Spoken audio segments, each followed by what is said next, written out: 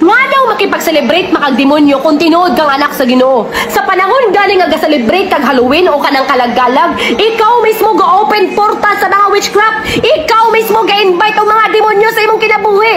Kung tinuod nga naka sa kahayag, dili ka angay makigalubilo o makig-uban diha sa kangit-ngit. Wa ka na tingala ka ng mga horror, mga hadlok-hadlok o kanang mga multo, kanang mga pangit kay mga naong. Nagpaila na nga kana sila na sa kangit-ngit. Mao ni rason nga nung dali ka mabalaka puno kang problema, mauri mo tudlo nimo nga angay kang mahadlok nila.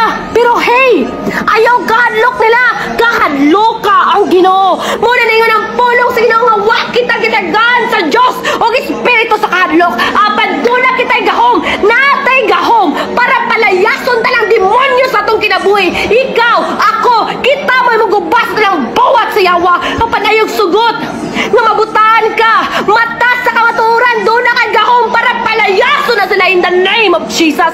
Mas naigahom ang pangalan sa Ginoo. The Bible says, ingon ang pulong sa Ginoo nga, this is the day that the Lord has made and we will rejoice and be glad in it. Sa matag adlaw, wala tayo angay celebrate kundi lang kamaayo sa Ginoo. Ang panayong sugot nga kana mag-celebrate ka na mabutanga, wala gikalipay sa Ginoo. Dako kayo nagsalabo sa undangan na. Undangan ang butang nga wala gikalipay sa Ginoo.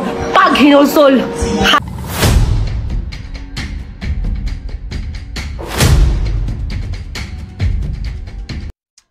maayong adlaw sa tanan.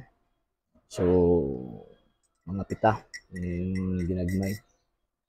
So kining ato ang higala nga dili katoliko, magkatawa ta sa iyahang tawag in presentation, sa iyang content o sa iyahang video. Nanawagan daw siya kuno nga kana daw magsaulog daw og Halloween og kalag-kalag, ora Halloween o kalag-kalag. Iya daw kuno na sa gitawag og demonyo kay nag-promote daw og kahadlok tungod kay naay mga nag-present nga bati daw mga naong, makahadlok ang mga naong. So therefore iya daw na sa yawa.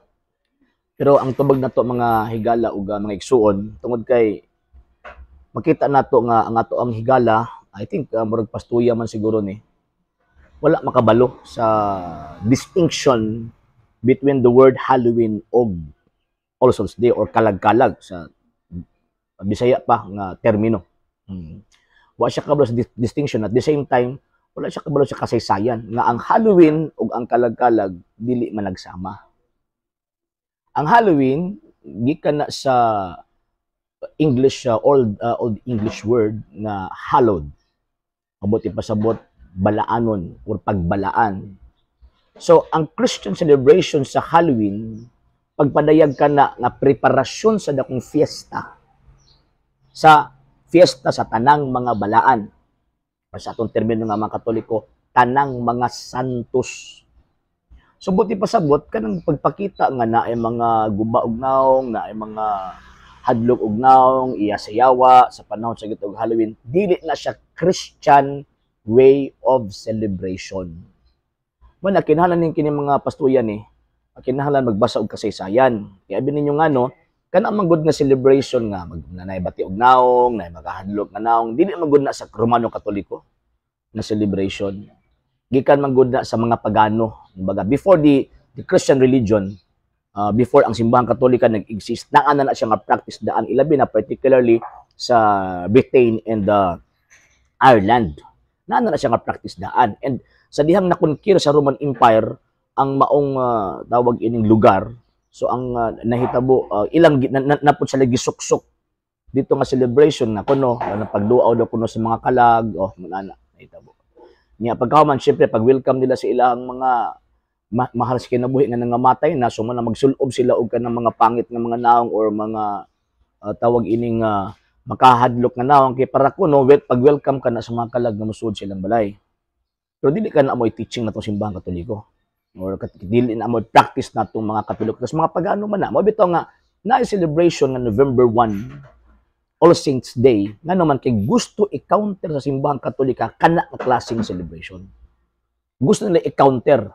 Instead of mag-celebrate og pagan celebration, mag-celebrate ang simbahang Katoliko og religious celebration, Christian celebration to honor the saints. Nga naman, ingon pa ni Kristo, St. John chapter 17 verse 10, kay pinaagi kanila gipasidunggan ako. So kung natuang pasidunggan ang mga santos, tanang mga santos, atong gipasidunggan si Kristo. So kini pagsaulog nato sa All Saints Day, atong gipasidunggan ang atong Ginoo. Kay siya man ang source of holiness or pagkasantos. So kanang ipasangil nila nga kanang maghadlok-hadlok og naong, pangit do bati og naong, makahadlok na naong. Dili na mo celebration sa mga Katoliko eh. Number 2, kanang nakita ninyo nga video na naigi karga nga naigi portray nga tawag ini nga makita nato nga makahadlok. Tungod kay sa atong nakita, sa akong tawag ini na sabtan nga nasulod simbahan, nagsaulog sila or ilang gipakita ang tinuod nga Halloween. Unsa man din ang kanang gi-practice din na kanang nasa video. Kanang gi-practice na refer na dito sa pag-portray nila kung unsa nahitabo ni anang maong santusa. So gipatay, giputag liog tungod sa pagtuo mo na ilang gi-portray, ilang gisulod sa simbahan nga gikadinahan, yun na gigunitan nga ano mga symbolic presentation sa usa ka santos ba. Dili na paghadlok-hadlok. Paghatag ka na og tawag ining pagpadayag nga usa ka na ka inspirasyon sa mga Katoliko nga diin kanang kinahanglan mo sunod sa pagtuo. Kinahanglan dili ilimod ang pagtuo until the last breath. So ingon ana dili so dili na dautan, dili na siya-siyawa. Kay kung iya pa na sa iyawa atong giinsulto ang Dios. Di ba? Kumingon ta nga ang celebration sa Halloween, na katong Christian celebration dili nang secular og pagan celebration na kanang makita tos palibot nga magsulob-sulob og ngita din na dili na mao. Kung dili ang butang pasabot sa Halloween kanang pag-present or kanang preparasyon sa fiesta sa tanang mga santos. Mahadlok ba di kag santos na ang ilahang kabalaan gipadayag man sa kalibutan ug kanang mong pagkabalaan na ang source niya na mo ang Ginoong Dios. Muna ang dapat dili tuuhan kanang inyong mga wali-wali, kanang wali aning pastuyan ning ano man kay pugnan ang tao magpasidungog sa mga santos. Di man ka. Pugnan kay iya daw kuno na siyawa na pagpasidungog sa mga santos. Natin diferensya tong pangunahon ingon ana nga ang pangisip mahitungod sa pagsaulog anang todos los santos. Santos gani no. Wala mo ingon nga todos los demonios. Wala. Ang giingon nato todos los santos kapistahan sa tanang mga santos. Yon. So dili na kahadlukan. Ug way angay kahadlukan ang ato ang tawag anong daygon ang Ginoong Dios. Dili nang nasa inyong hunahuna niya mamasangil pagid mo sa Katoliko. Okay?